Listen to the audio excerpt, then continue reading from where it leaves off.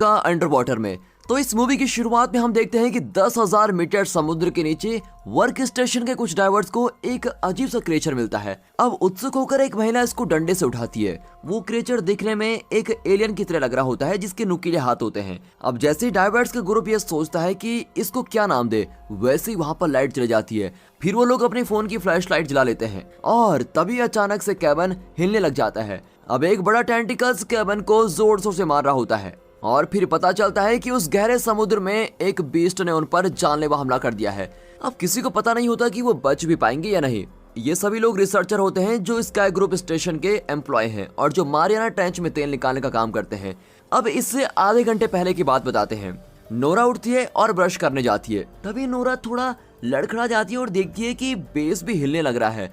उसके बाद एकदम से पानी की एक बूंद उसकी उंगलियों पर गिरती है और एक बहुत ही बड़ा धमाका होता है। फिर नोरा हॉलवे और पेबलो की तरफ भागने लगती और अपने बाकी सोए हुए टीममेट्स को उठाती है। ये सब इतनी जल्दी हो जाता है कि जब तक नोरा हैच तक पहुंचती है सिर्फ जॉन ही उसका पीछा कर पाता है। और जब वो हैच को बंद करने की कोशिश करते हैं तो देखते हैं कि कुछ लोग तेजी से कॉरिडोर में भाग रहे हैं और उनके पीछे पानी की तेज लहरें आ रही है जो एटमॉस्फेरिक प्रेशर से 1000 गुना ज्यादा है।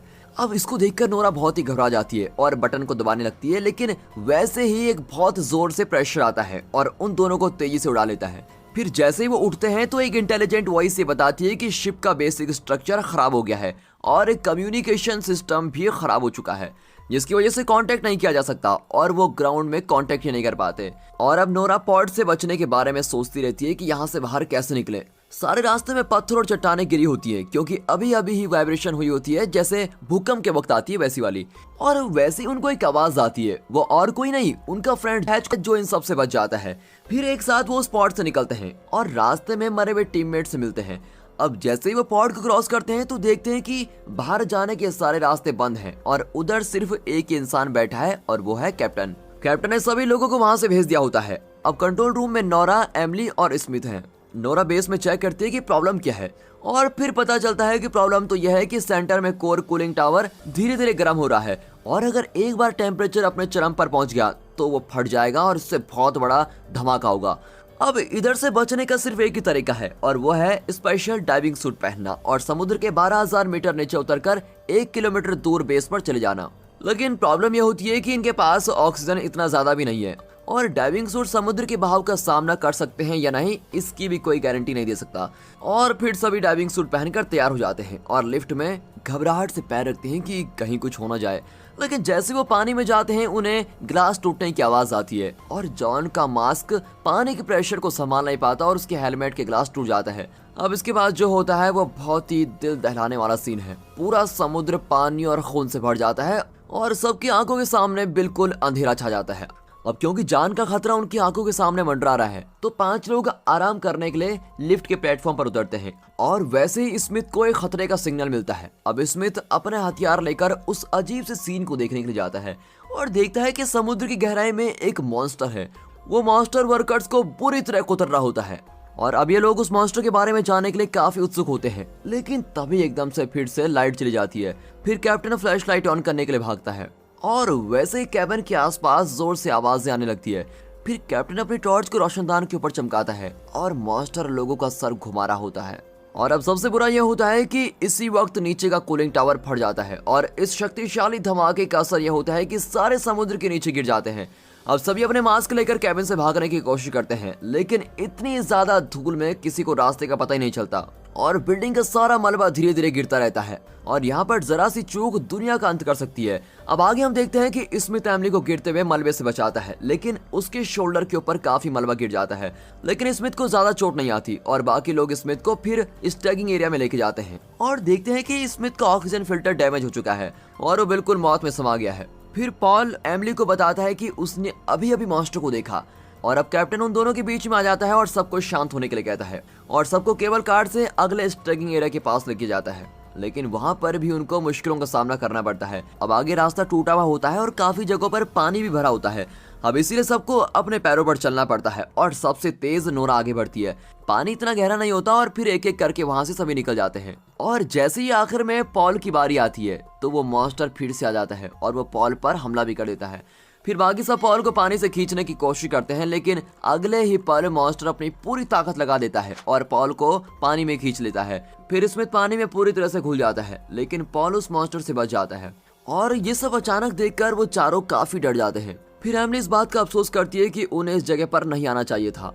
अब स्मिथ भी इससे काफी निराश होता है और इस डाइविंग सूट के डैमेज होने के कारण उसको यहाँ रहना ही पड़ेगा और अपनी टीम को वापस नहीं ले जा सकता। लेकिन कैप्टन इन सब बातों से सहमत नहीं होता और वो पॉल के ऑक्सीजन फिल्टर ठीक करने में मदद करता है। फिर बाकी चारों लोग आगे की तरफ भाग जाते हैं और समुद्र बिल्कुल काला होता जाता है, लेकिन उन चारों को बहुत ही डर लग रहा होता है। अब नोरा को सिर्फ उनकी धड़कनें सुनाई देती है। फिर वो चारों बेस में हुई तबाही को देखते हैं और सोचते हैं कि हाँ, इंसान यही सब कुछ डिजर्व करता है। फिर वो बच निकलने की वहां से बहुत ही कोशिश करते हैं और समुद्र की निचली लाइन को पार कर देते हैं, लेकिन वो जियोथर्मल लाइन को तोड़ देते हैं। फिर नोरा की आंखों के सामने से वो मॉन्स्टर निकलता है और अब सभी उसको बहुत ही क्लियरली देख सकते हैं कि ये ऐसा दिखता है। अब सब एक साथ ग्रुप में खड़े हो जाते हैं और अब वो सर्चिंग लाइट बंद कर देते हैं और इंफ्रारेड को ऑन करते हैं, सिर्फ इस उम्मीद से कि वो बच सके। लेकिन मॉन्स्टर एक घूमता फिरता भूत है जो अपना शिकार ढूंढ रहा है। अब एमिली पीछे मुड़ती है और देखती है कि स्मिथ कहीं है ही नहीं और ये बात सामने आती है कि स्मिथ पर मॉन्स्टर ने हमला कर दिया है और उसको केव में लेके गया है।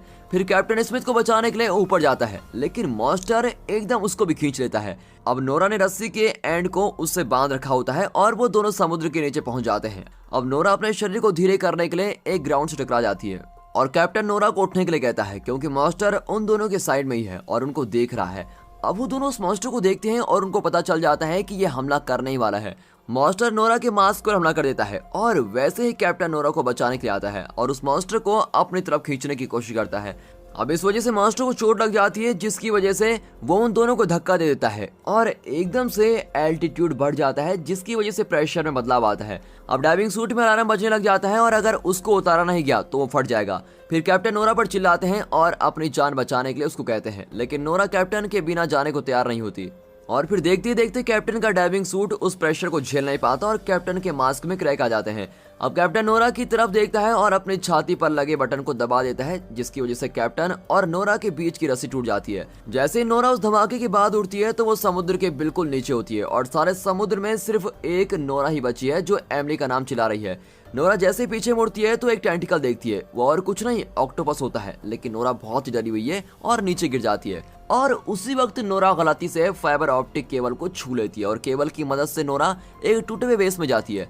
अब उसमें जाने के बाद नोरा थोड़ी देर के लिए वहां पर रेस्ट करने के लिए रुकती है और अब वो अपने टीममेट्स के बारे में सोच रही होती है जो मर चुके हैं और नोरा को कुछ पता नहीं होता कि अब वो कहाँ जा रही है और उसको करना क्या है। फिर नोरा कंट्रोल रूम में जाकर ग्राउंड में अपने टीममेट से बात करने की कोशिश करती है और मदद मांगती है, लेकिन ग्राउंड से कोई भी रिस्पॉन्स नहीं आता।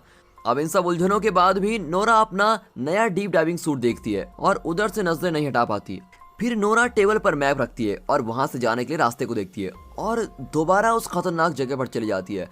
अब पूरे रास्ते में नोरा खुद को हौसला देने के लिए खुद से बातें करती रहती है कि या यू कैन डू इट। और आखिरकार नोरा को अपने हेडसेट में एमिली की आवाज आती है और वैसे ही वहां पर जमीन पर घसीटने के निशान देखती है। फिर नोरा उन निशानों का पीछा करती है और एमिली तक पहुंच जाती है और वो दोनों एक दूसरे को गले लगा लेते हैं।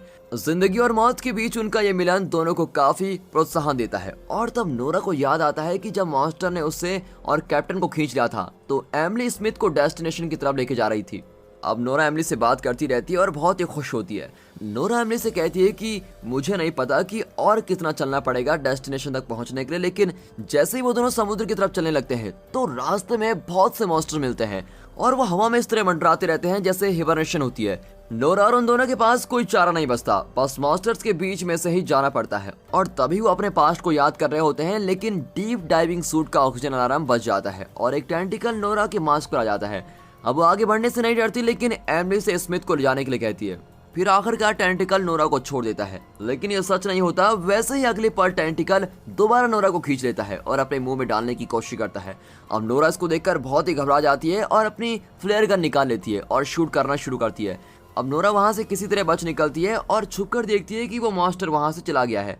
अब आगे उसको एक बड़ी सी परछाई दिखती है और नोरा फिर से अपनी गन लोड करती है और शूट कर देती है। तभी पता चलता है कि वहां पर भी एक मॉन्स्टर है जिसका सर 100 मीटर लंबा होता है और उसकी तीखी टेंटिकल बहुत बड़ी वाइब्रेशन क्रिएट कर देती है। अब नोरा के पैर लड़खड़ाने लग जाते हैं और वो बड़ी अनकॉन्शियस फील करती है और इसी बीच एमली नोरा को देखती है और उसको बेस में वापस लेके आती है। फिर वो तीनों एक दूसरे की मदद करते हैं और वहां से भाग आते हैं। अब उन्हें लगता है कि वो तीनों बच गए हैं, लेकिन तभी उनको पता चलता है कि एक एस्केप पॉड टूटा हुआ है और फिर नोरा बिना घबराए जबरदस्ती एमली और स्मिथ को वहां से जाने के लिए कह देती है और स्टार्ट बटन दबा देती है। नोरा उनको बचाती है और खुद कुर्बानी दे देती है। अब नोरा अपने टीममेट्स को जाते हुए देखती है और निराशा से अपना सर झुकाकर अपनी मौत का इंतजार कर रही होती है। नोरा को फिर भी चैन नहीं मिलता और अगले पल वो देखती है कि वो मॉन्स्टर काफी सारे मॉन्स्टर को छोड़ रहा है और वो भी उसी तरफ जा रहे हैं जिस तरफ उसके टीममेट्स जा रहे हैं, और अगर उसने मॉन्स्टर्स को रोकने की कोशिश नहीं की तो उसके टीममेट्स पक्का मर जाएंगे।